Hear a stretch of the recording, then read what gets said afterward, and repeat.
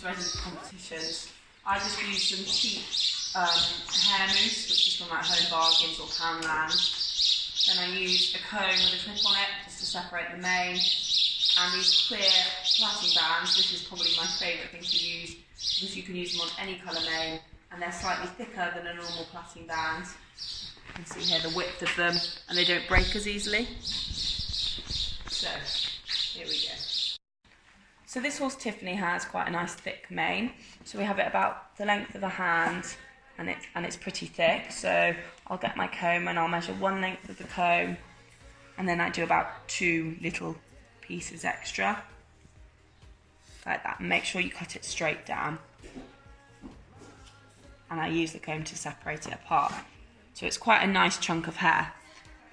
Then I'll get about this much hair mousse and pop it on their mane. This is much better than plaiting spray because it doesn't leave any sticky residue on the neck, which attracts dirt. Section it into 3 bits. 2, 3. And then I plait down as normal. I leave the first part of the plait a little bit loose to get a nice hooded effect, and then really tight on the bottom of the plait. Good girl, Tiffany. Her mane's freshly cut, so it's quite hard to get right down to the bottom.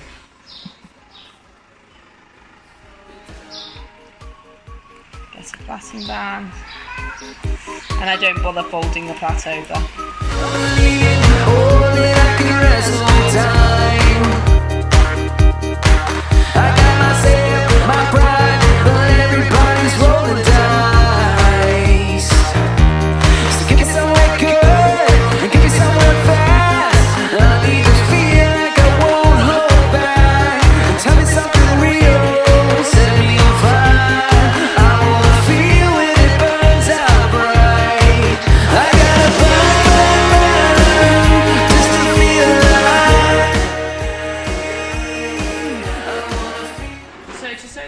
I just use a pair of sharp scissors, a big tapestry needle that's quite blunt, and waxed thread. Make sure you get waxed thread because normal thread doesn't glide through the hair as easily.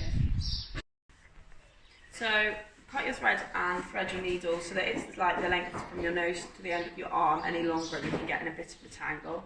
And then I tie 3 knots in the end of the string to make quite a big knot so that I don't have to worry about my plaits falling out. Never had a plait fall out to date. Okay. So I fold my plait to 1/3 of the way down, then over again, and then roll it down.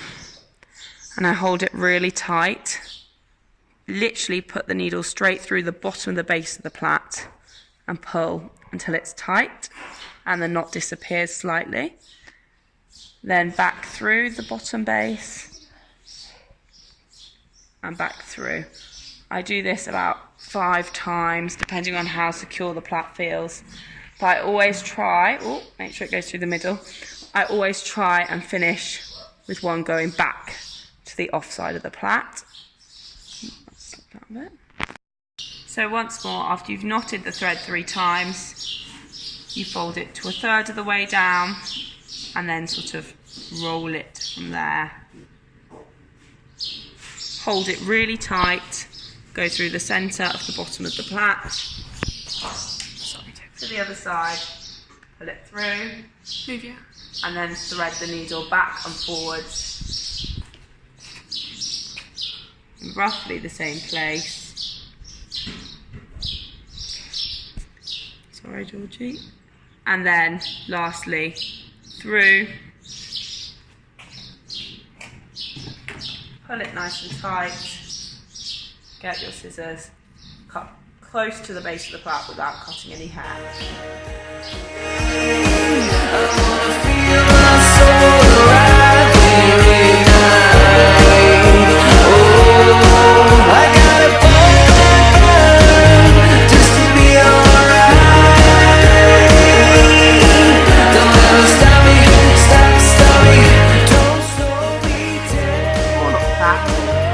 Quite a lot of mousse. And then separate 2 bits, small bits to each side, and 1 in the middle. And then begin your plait. So you just do the first sort of fold of each piece of mane, And then you take one from the left to start, continue it. And each time that you have an outside bit of mane, you add some in. Now I've got my left again. Good girl. And my right again.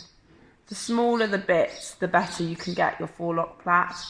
Pulling these decently tight, but also remember your horse still has to perform. And I know I get a headache if my hair's too tight. Good girl, Tiffany. When you get to the bottom of the hair, you can take the whole lot and incorporate it into your plait and just plait down as normal. I actually tend to roll my forelock plait up using a band rather than the thread. So I just go right to the base, fold it over and then roll it down. And then pop a band.